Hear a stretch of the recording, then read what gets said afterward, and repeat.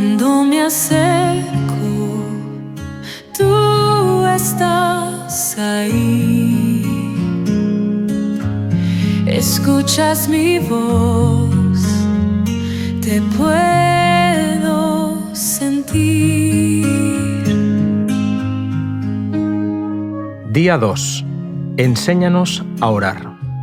Aconteció que estaba Jesús orando en un lugar, y cuando terminó, uno de sus discípulos le dijo: Señor, enséñanos a orar, como también Juan enseñó a sus discípulos.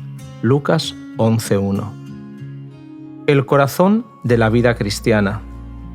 La oración es vital y esencial. Tomen tiempo para comenzar su trabajo con oración cada mañana.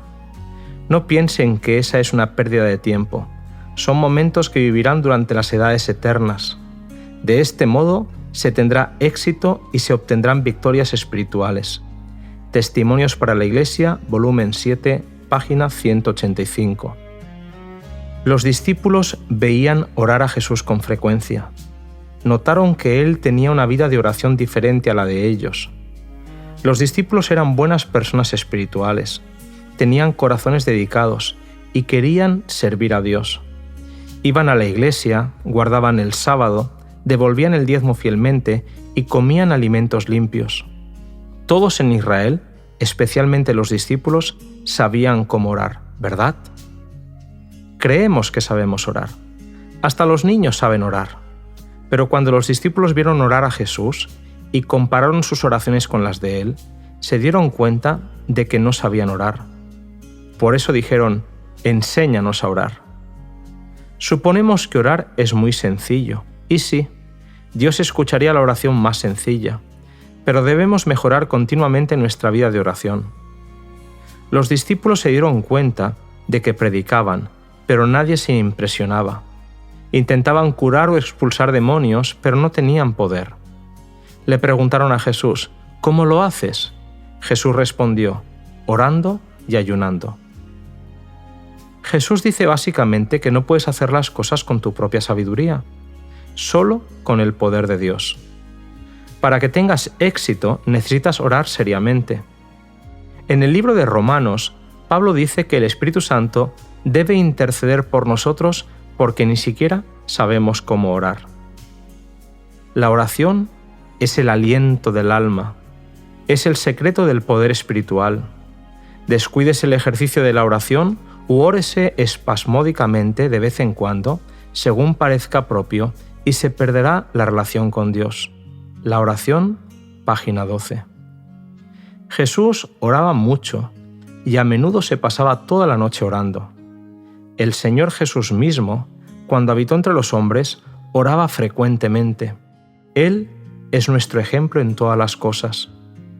Como humano, la oración fue para él una necesidad y un privilegio. Encontraba consuelo y gozo en la comunión con su Padre.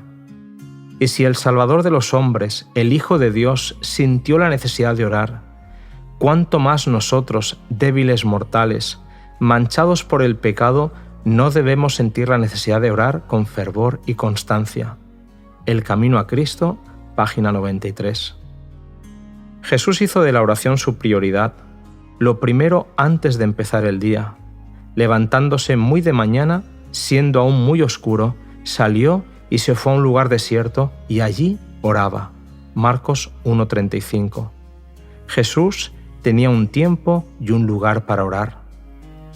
Cuando los discípulos dijeron: enséñanos a orar, Jesús no les dijo: orad con estas palabras como un mantra.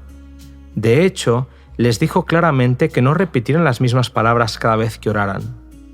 Jesús mismo oró de otra manera en Juan 17, según las necesidades de cada situación. Orar es el acto de abrir el corazón a Dios como a un amigo. La oración, página 15.